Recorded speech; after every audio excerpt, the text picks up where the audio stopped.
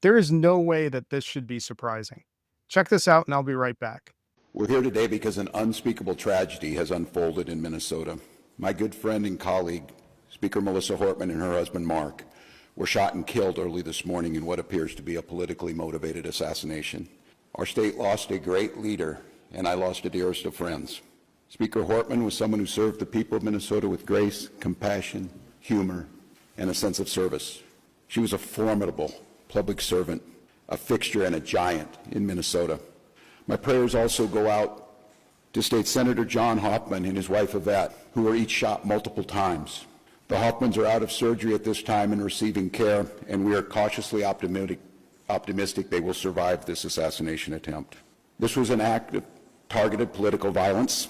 What you just heard is a press conference that Tim Walz, the governor of Minnesota, put on in the aftermath of the domestic terrorist action and a politically motivated assassination that resulted in the death of at least one death that we know of so far of an elected official, an elected Democrat in Minnesota. We could have all predicted that this was going to happen.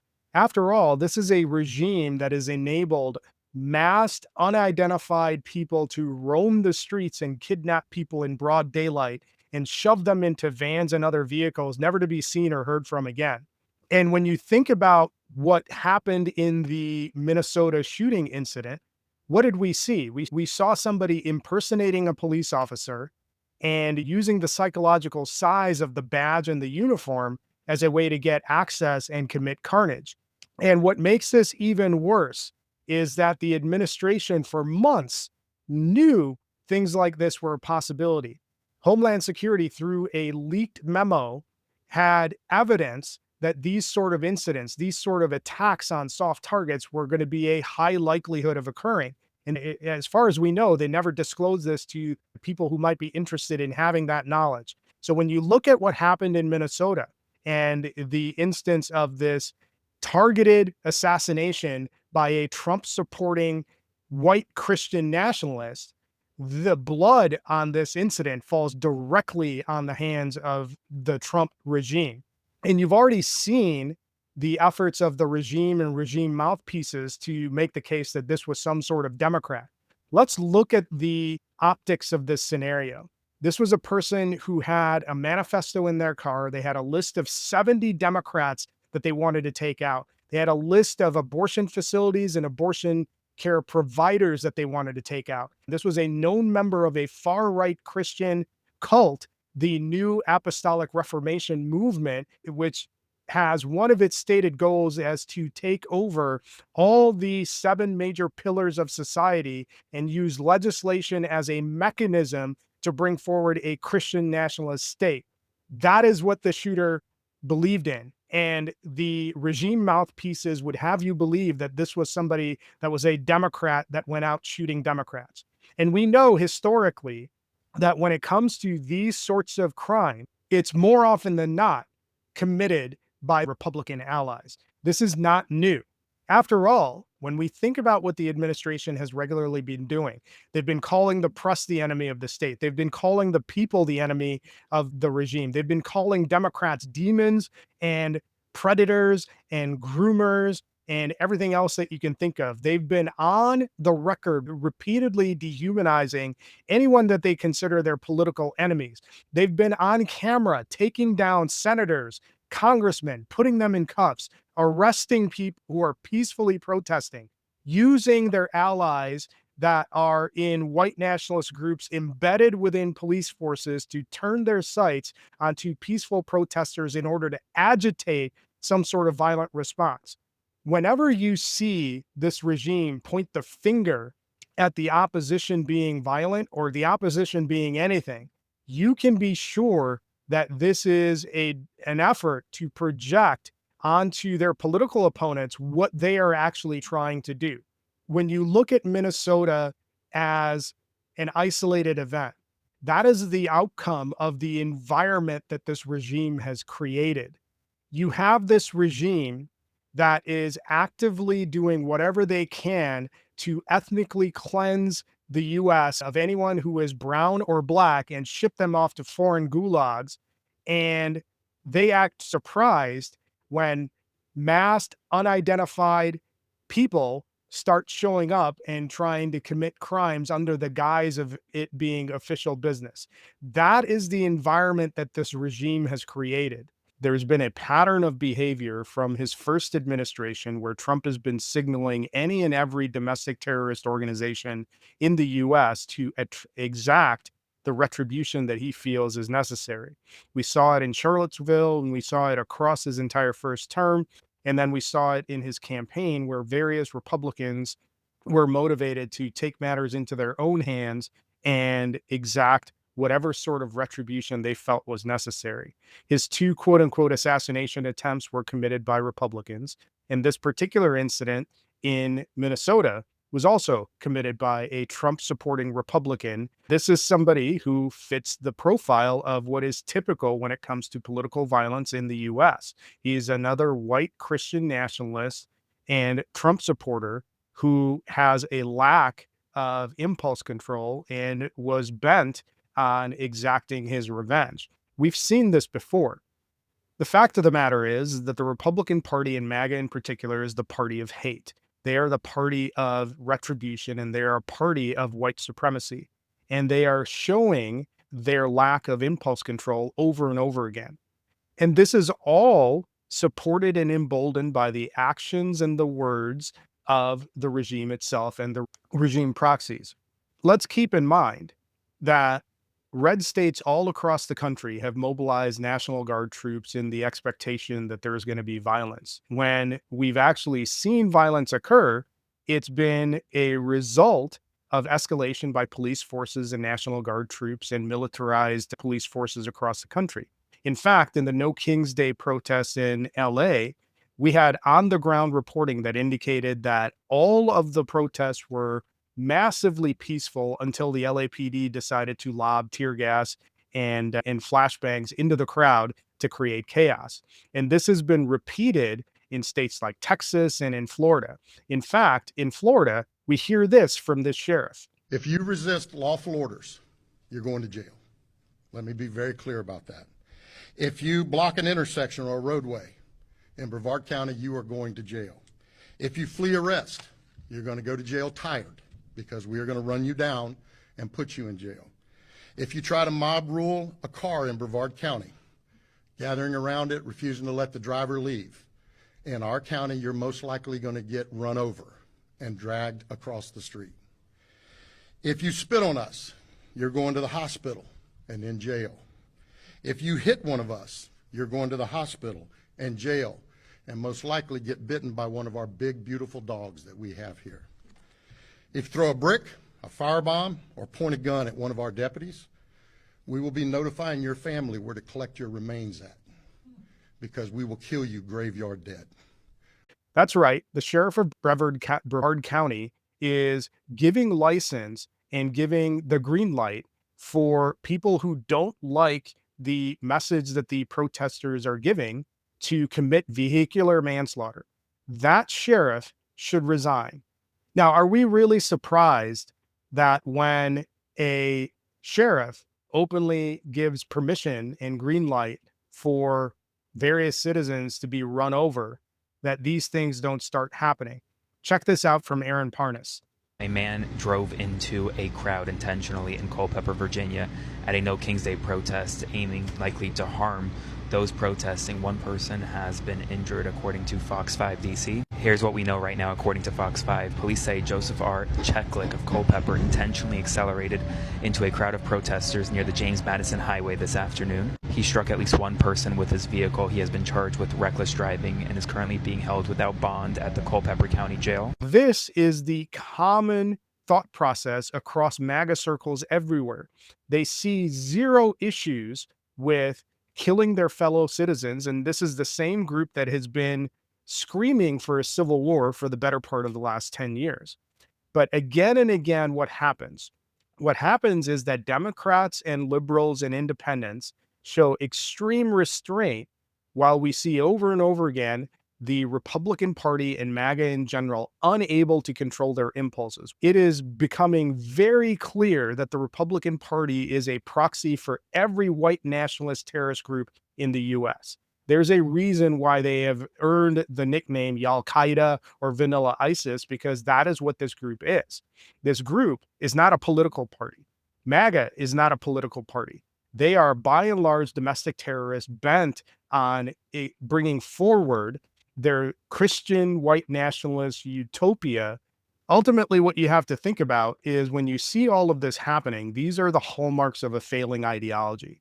They can't win in the arena of ideas, so they have to resort to violence. And that's why you see this happening over and over again. There's a reason why this regime has been paying off traitors like the family of Ashley Babbitt. There's a reason why this regime pardoned all of the J6 traitors and insurrectionists, because they need their support in the streets to create chaos and to help them build the narrative that the left wing and anyone that is non-MAGA is prone to violence. What have you seen immediately in the aftermath of the Minnesota assassinations? You've seen right wingers race without evidence to say that the attacker was a Democrat. And it defies logic. Does that really make sense? It doesn't.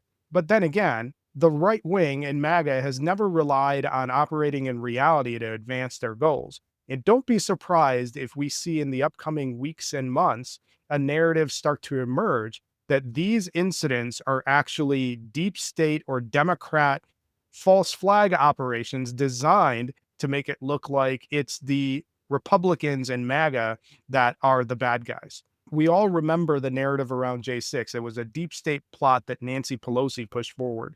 That is what we're going to hear. When we think about this, Donald Trump often says that Democrats are the enemy within.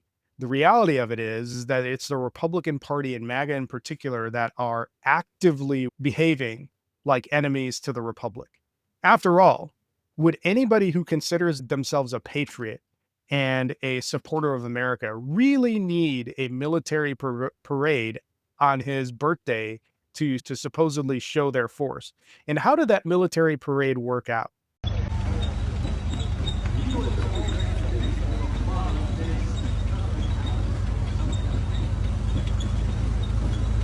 When you think about the parade and the level of low energy that was there, the regime likes to say there were 250,000 people there. They must have been dressed up as empty seats, because the estimates that have been out there indicate anywhere from 10 to 20,000 people showed up at this parade, whereas across the country you had 10, 11, 12 million people combined protesting this regime. And the fact that you have that contrast, but one thing that we need to pay attention to is that this is a signal of the end. What you saw in that parade was another fail for Taco Don. Failure is in his DNA. This is somebody that his parents thought was a complete loser and not worthy of taking charge of the Trump name. They wanted his older brother. And when his older brother backed out, it obviously fell to Trump. And in terms of how Taco Don did during his business career, he would have been better off taking all of the money that he was gifted by his dad and putting it in the bank. He would have actually had more net worth and wealth built up by doing nothing than the stuff that he tried to do. So what we saw on June 14th was the waning days of this regime and the waning days of this 80-year-old, 400-pound, fat orange, flatulent felon. That is what we were seeing. And he might even know that the end is near. And what's interesting to watch is that you can see the evidence of all of the things that are falling apart around him. He's been known as somebody who was incontinent and in a diaper for the better part of the last 10 years. Now, there is rumors coming out that he recently had to be catheterized, which explains why he's never standing or standing very infrequently. We've seen his mental decline on several occasions. We've seen him fall down the stairs. And over again, we've seen these signals, but nobody really talks about it from the press perspective. They're too busy re-legislating what happened in the previous administration. And what's even more demoralizing from a Trump perspective is that it's been clear that his wife wants nothing to do with him for years. That's becoming even more pronounced now. When you think about the recent pictures that have been taken with them together, obviously there is some sort of contractual agreement that requires her to show up and be present. But the fact that he has to beg, borrow, and steal in order to even have physical contact with her indicates how far gone that relationship is and how far gone he is as somebody who is supposedly the alpha of alphas. At the end of the day, what we are looking at is a regime that is falling apart. This is a regime that wanted to do a shock and awe effort to try to bring forward the wet dreams of the Heritage Foundation and all of the things that the white Christian nationalist crowd wanted to bring forward. And they really haven't had much success in doing any of it. They've created a lot of chaos. They've created a scenario or a situation where we are extremely exposed to foreign threats. They've set the world on fire through their incompetence and inaction. But have they really made progress in the vision that they wanted to enact when they took over? The argument that I would make is that they failed fast, they failed often, and unlike a startup, they're failing backwards. So, what this means for all of us is that we need to continue turning up the pressure. We need to continue peacefully protesting.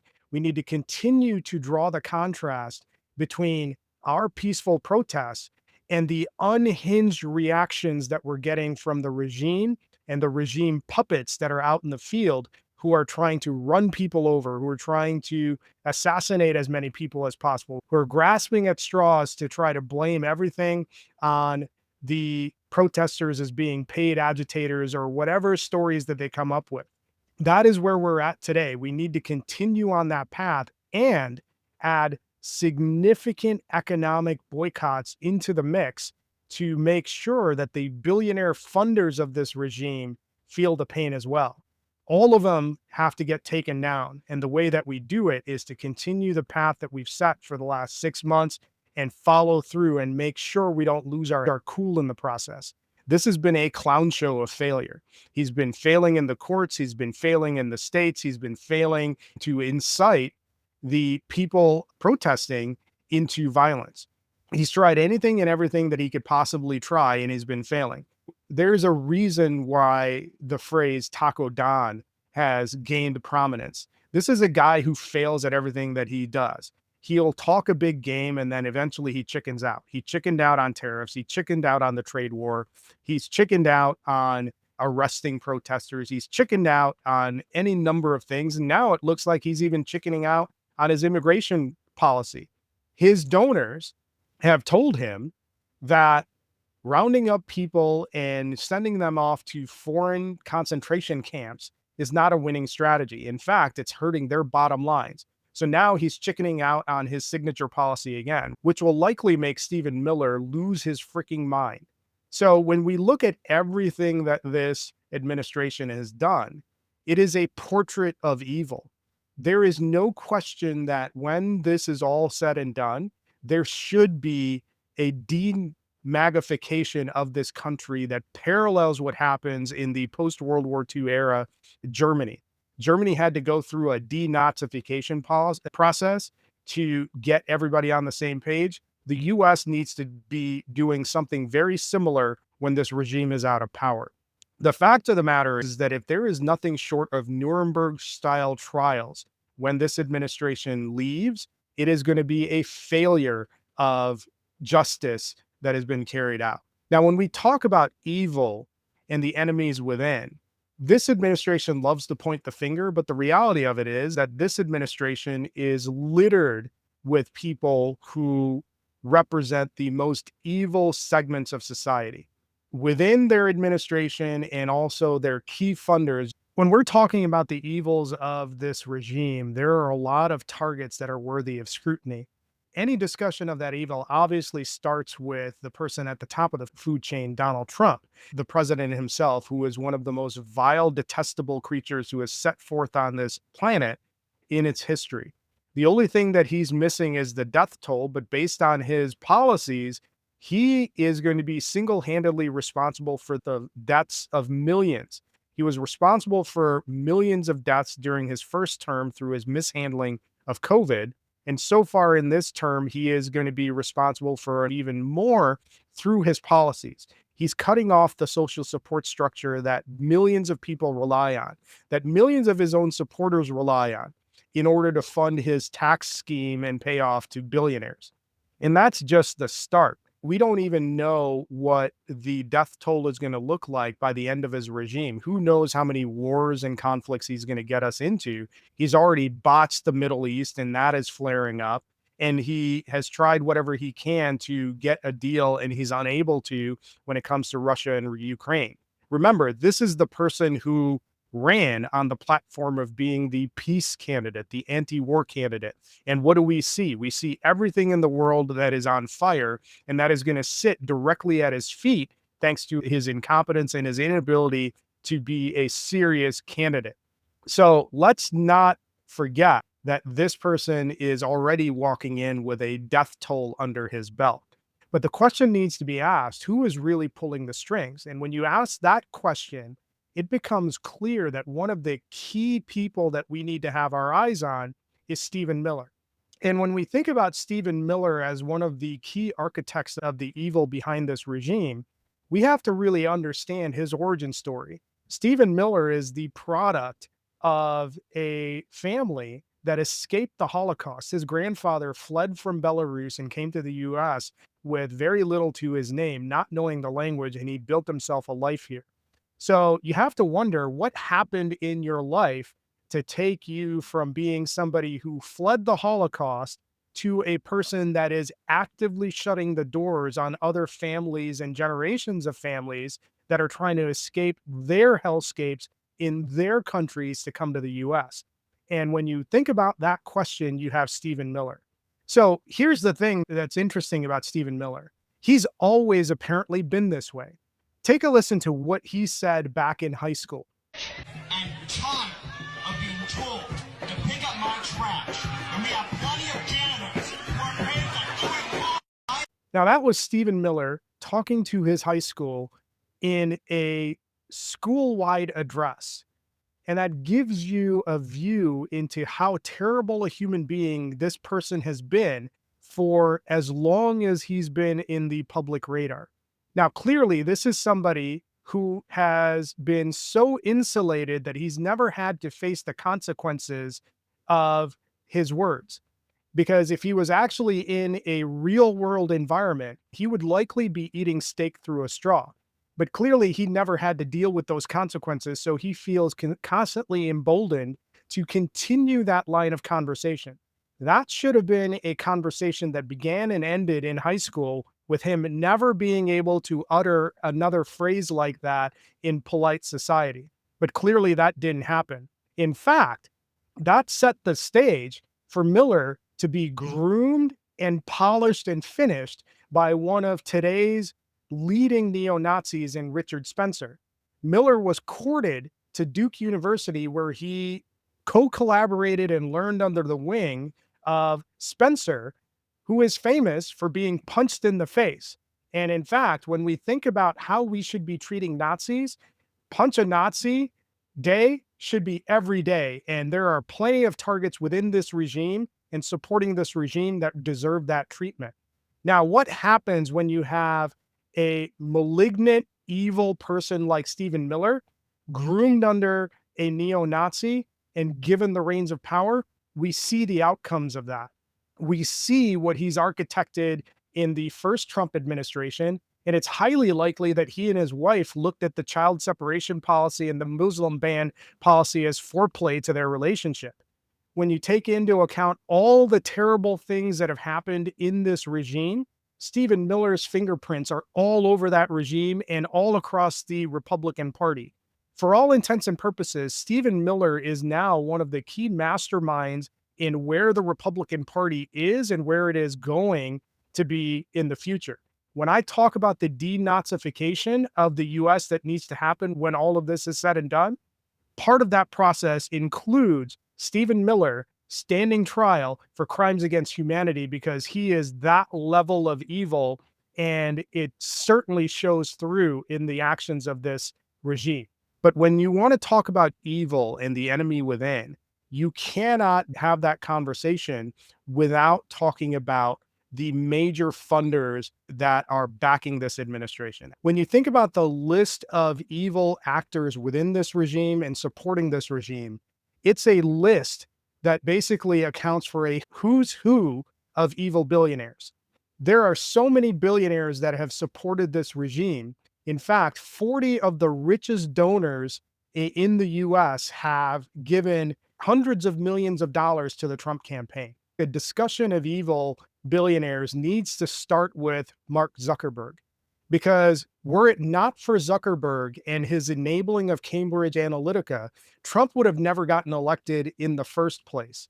Cambridge Analytica was able to violate Facebook's terms of service and steal data of its users and manipulate that data in order to influence small pockets of users into the Trump camp during his 2016 campaign. Now, as an outgrowth of that effort, Russia was able to continue the social engineering process of manipulating elections and influencing voting through the use of disinformation and misinformation. So when we look at the world as it is today, and you look at the prevalence of bot farms all over the world, all of that effort has its roots under Mark Zuckerberg and Cambridge Analytica. And what did we notice the minute Trump got elected? Zuckerberg immediately flipped the script and went from somebody who was supposedly playing the role of a good guy looking for the welfare of the greater public to somebody that is all the more eager to lick the boots of the orange fascist. So when we think about evil billionaires in and around the orbit of the Trump regime, Mark Zuckerberg is at the top of the list. But he is not alone. When you think about the different donors, the billionaire donors that have propped up this regime, this provides a target-rich environment for us to operate in when it comes to crippling them in terms of their financial interests. So let's talk about some of these folks that you might not have heard of, but are deeply involved in propping up the Trump regime. One of the first people that we need to look at is Steve Schwartzman.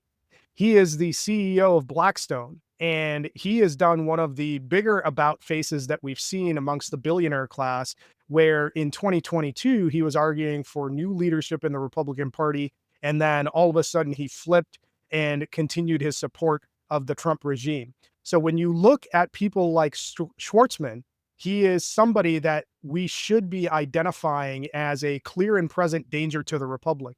There is no secret to instances where I've said that every billionaire is evil and they need to be stripped of all of their wealth and resources and be reduced to nothing. He is high on the list of people that need that treatment. But Schwartzman isn't alone. You have Marian Adelson, who is another huge donor to the Trump regime. Adelson was the wife of Sheldon Adelson and is a major donor to the Trump regime.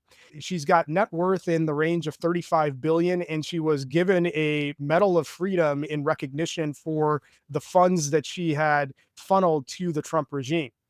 As of now, we know that she has donated at least 90 million to help Trump get reelected, and she is operating in the background, continuing to fund and finance the different initiatives that Trump is pushing forward. Not to be outdone, we need to consider some of the other lesser known billionaires who are propping up this regime. You have Bill Ackman, who is a key figure within the administration and in administration circles. He has a reported net worth of $9 billion, and he's a vocal supporter of Trump on the disinformation swamp that is currently run by Elon Musk and often comes to the aid of Trump policies. He's the founder and CEO of Pershing Square, and he was a vocal endorser of the president after the staged assassination attempt that occurred in July. What is interesting about this particular billionaire, among many other billionaires, is that their opinions change as often as most people change their underwear. Ackman was one of those people that was firmly in the camp of Trump should resign and should never take office after January 6th. But like many billionaires, whenever there's an opportunity for money to be made, they will throw their allegiance behind whoever is going to pad their bottom line at the expense of the average citizen. In addition to Ackman, One of the folks that definitely need to be on the radar as far as key funders of this Nazi regime are Dick and Elizabeth Uline. You might not be familiar with the Ulines, but they are consistent and regular funders of Republican causes all across the country, and they've been massive supporters of the Trump regime. In fact, they were in the top 5 of all donors in the last election cycle. And when you think about what the Ulines are known for, they have built their wealth off of their shipping supplies business. They have a combined net worth rumored to be in the range of $12 billion. They were initially supporting Ron DeSantis, and when DeSantis flamed out, they threw their full weight behind Trump. Now, what's interesting about the Ulines is that when you look at their holdings, they run one of the most despised businesses in the Midwest. Now, they have an international footprint and they've continued to grow, but it's not surprising considering their support for some of the most toxic Republicans in the country that they have a hard time finding people to work in their organizations. When you think about a cult like employee landscape, the Ulines definitely run what can be called as a cult within their enterprise. In addition to the Ulines, you have the Ricketts family, who are massive supporters of the Trump regime. Joe Ricketts, who is the founder and CEO of TD Ameritrade, is worth somewhere in the neighborhood of $4 billion. He's been recorded in saying some less than savory things about minorities and people of color. So it is not surprising to learn that he absolutely loves the Trump regime. While we're talking about billionaires that are propping up this regime, we can't ignore the influence of the Waltons, who are heirs to the Sam's Club and Walmart fortune. This entire family, for the most part, has contributed heavily to the Republican cause and especially the Trump campaign. And what's interesting is that their organization and their business operations are one of the biggest reasons why the middle class has been wiped out over the last 40 years. Their business model relies on getting mom and pop stores shut down so that their big box retailers can price gouge in the marketplace. They come into a market, lowball everything, make sure mom and pop stores go out of business, and then jack prices up while paying their employees below poverty wages and expecting the taxpayer to subsidize their health care. When you're talking about one of the most egregious abusers of employment law, that is the Walton family and their operations when it comes to how they run Sam's Club and Walmart.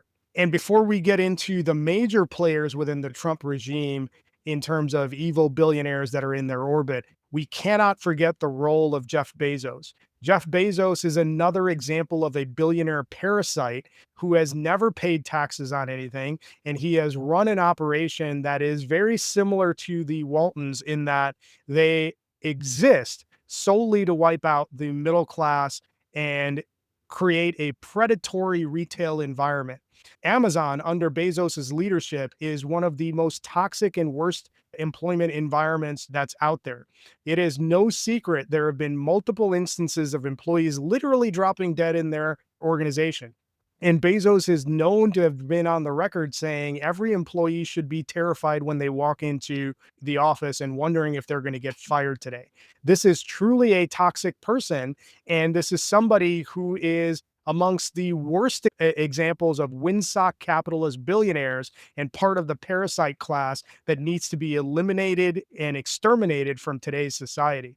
But here's where it gets interesting. All of these people that I named aren't even the worst examples of billionaires within the Trump orbit. At the top of the list is Peter Thiel. Tune in for part 2 of the evil of the Trump regime.